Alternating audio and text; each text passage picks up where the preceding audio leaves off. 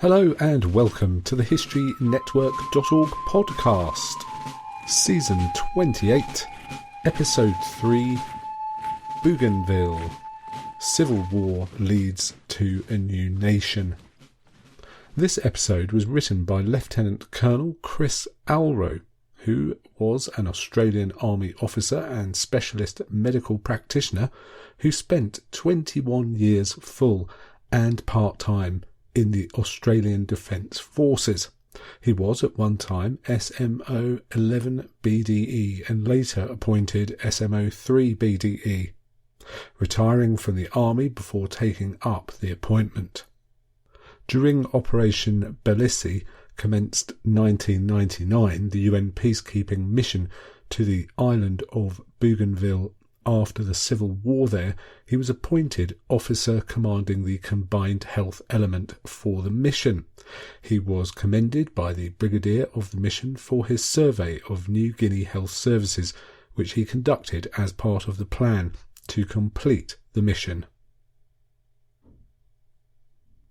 Most history is about dead people. It is therefore a marvellous thing when we can see history unfolding around us, and an even greater thing when we have the opportunity to contribute to it in some material way.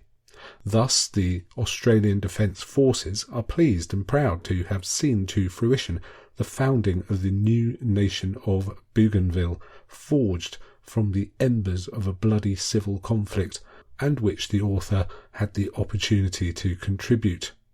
In the last week of December 2019, the people of Bougainville overwhelmingly voted in a plebiscite to separate from Papua New Guinea and form a new nation. The 9,000 square kilometre island was first subject to European contact in 1768 when Louis Antoine De Bougainville landed there and, in an act of typical vainglory, named it for himself. People had been on Bougainville for 28,000 years, but it was the Austronesian people who 4,000 years ago established pigs, chickens, dogs and cultivation with obsidian tools. The Comte De Bougainville was every bit the equal of James Cook, and it was he who established the Falkland Islands, circumnavigated the globe, and fought as captain of dragoons in what was effectively the First World War, the 7 Years' War between England and France. As an admiral, he sailed south from Tahiti and nearly discovered the Great Barrier Reef, then in 1768 encountered Bougainville, east of Papua New Guinea. The wonderful variegated coloured flower Bougainvillea is named for him. The island is a natural wonder and historical treasure. In 1899 it was part of the British colony of the Solomon Islands, then given by agreement to the Germans as part of their empire. It was conquered by Australia in World War I. They were granted a mandate to rule in 1920 by the League of Nations. The Japanese invaded in 1942 and at one point had 50,000 troops on the island. It was not until 1945 that the Australian Armed Forces finally cleared out the last of the starving, disease-ridden Japanese troops.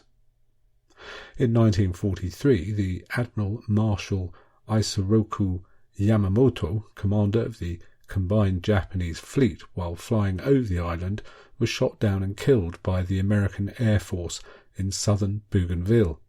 He was found sitting under a tree with a katana in his gloved right hand, as though in deep thought.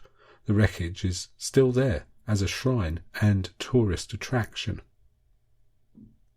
In 1975, Papua New Guinea was granted independence from Australia with the Papua New Guinea Independence Act, but already in 1976 the people of the island tried to secede and form the Republic of the North Solomons, but failed to gain international recognition. At the commencement of most civil conflict is gold, and at the end is ruin.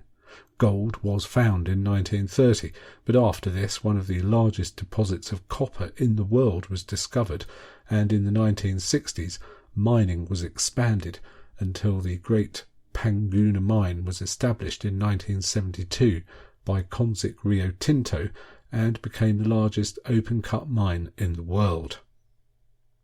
The formula for civil conflict was there from the start. The company imported many New Guinea nationals. The Bougainvilleans disliked the New Guinea immigrants. The cultural differences are large. The government of New Guinea had a 20% stake in the mine, and only a small percentage of the income ever went back to Bougainville. The mine was generating 45% of the national exports of New Guinea, and resentment grew among the Bougainvilleans, who saw New Guinea politicians wasting funds meant to improve the whole nation. There is a strong culture of payback and compensation in the Polynesian peoples. This was being ignored by the mining company. The mine was becoming an environmental nightmare. In 1988, open conflict developed, and there were several factions, but around the mine, Francis Ona led the rebels and threatened the white mine workers, who were evacuated shortly after. Their early weapons were primitive, shotguns and arrows. Elements of the armed forces of New Guinea and the Royal Papua New Guinea Constabulary moved in to suppress the rebellion, but this became fuel to the fire. The armed forces of the New Guinea are notoriously disorganised and difficult to control. In 1988, for example, in Lae, in the Central Highlands, the army rebelled and took over the local airport, refusing to leave until they were paid. To the north of Panguna, the Bougainvillean Revolutionary Army, BRA, was formed, and they began to import weapons in great numbers through the Solomons. Near the town of Arawa, later the centre of UN peacekeeping operations, the New Guinea soldiers kept a helmet on a post where a high-caliber sniper's bullet had passed through both sides of it. The BRA were no longer using arrows. Although Ona founded the BRA, his leadership was erratic and he was sidelined, in the end controlling only the area around Panguna. After 1988, it is not known to what extent atrocities occurred, but some are illustrated in a movie called Mr. Pip, made after the conflict, starring Hugh Laurie of the television series House and, of course, Blackadder. Villages were burned, and it is widely believed that the Papuan forces were using Australian military equipment, including helicopters. The latter were said to be used to shoot the local people from on high. The highly effective guerrilla tactics of merging from the jungle, shooting and melting back employed by the BRA were costing the Papuan forces dearly, and they withdrew in 1990, leaving the island to the BRA. Although they withdrew from the island, they imposed a blockade and were fitting machine guns to helicopters and gunboats, in contravention of a specific agreement with Australia, in order to fire onto the island. This Australian component removed any hope Australia had of establishing itself as honest broker.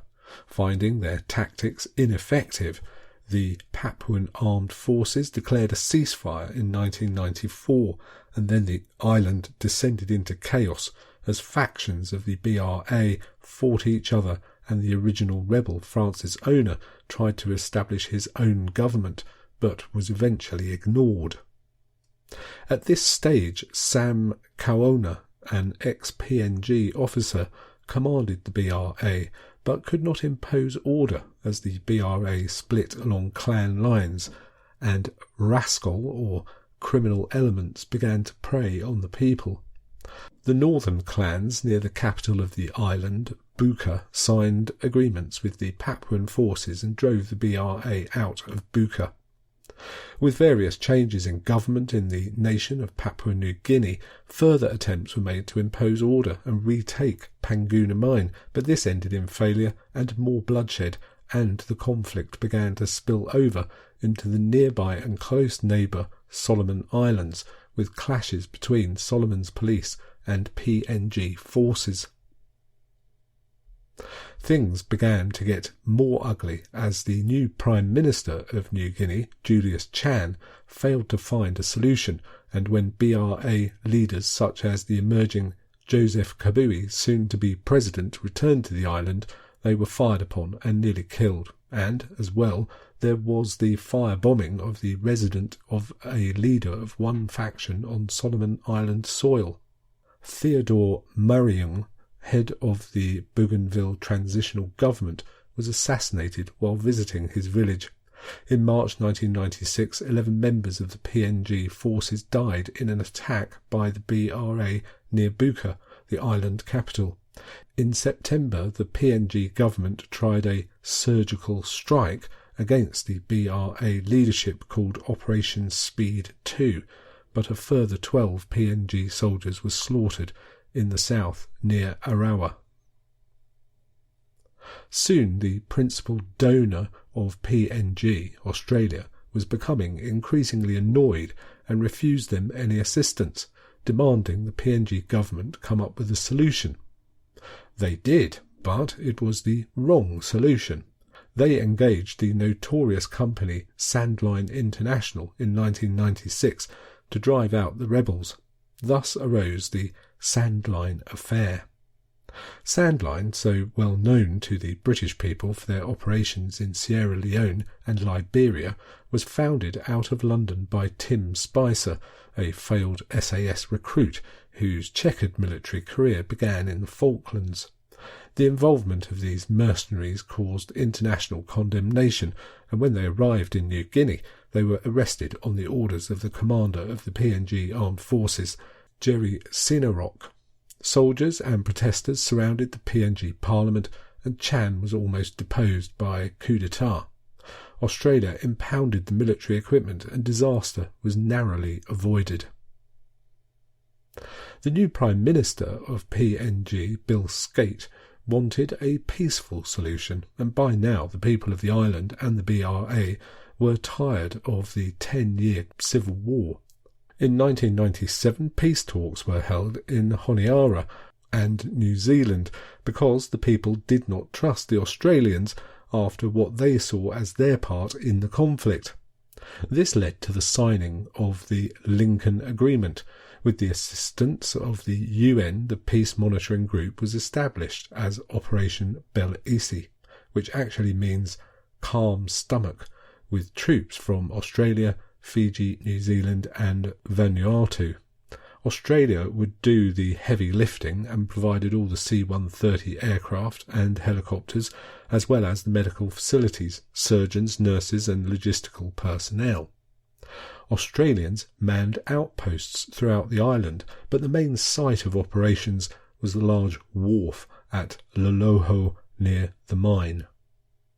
When they landed in Bougainville, they did not find the slaughtered people and atrocities that were evident in East Timor when the Indonesians left, but they did find a beautiful island, a place of shopping centres, golf courses and luxury resorts in ruins, the people driven back to prehistoric times, in rags, without medical care other than very limited facilities provided by the Médecins Sans Frontières.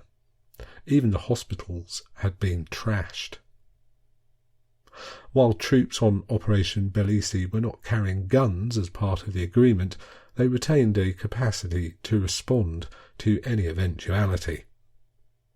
The most important task was to bring about the final peace agreement, which would be signed on the island in August 2001, but the path to this had to begin with the factions signing a truce for weapons disposal in February of that year. This was to be done off-island in Townsville, Australia. Once this truce could be signed, the rest of the peace process could proceed. This signing could not have been accomplished without the dedicated work of the specialist medical staff on operations at the time. This truce and the subsequent agreements, including weapons disposal, have now led to a final culmination with the December 2019 plebiscite to found the new nation of Bougainville. Some of the main players are now gone. Joseph Kabui, the first president of autonomous Bougainville, has died. The current president is John Momis, ex-Catholic priest and strangely from New Guinea. Francis Ona, who never went along with any agreements and eventually declared himself king of Bougainville, died of malaria in 2005. He could not prevent the march of history. Whether the new country will succeed is yet to be seen. It is true that it will require the ratification of Papua New Guinea before nationhood is achieved, but PNG has little choice because failure to give this will certainly lead to another war. The Chinese are already eyeing the new potential nation with avidity. The island has the greatest tourist and mining potential in the whole region, including Papua.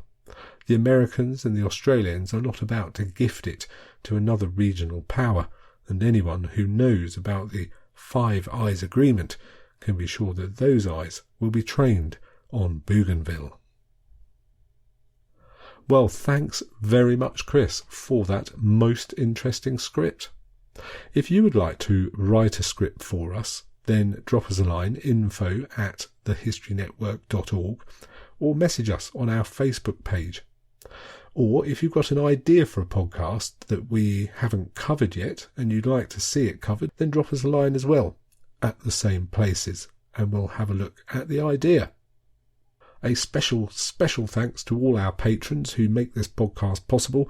And if you would like to become a patron of the podcast, just go along to Patreon, patreon.com/The History Network and find out about it there.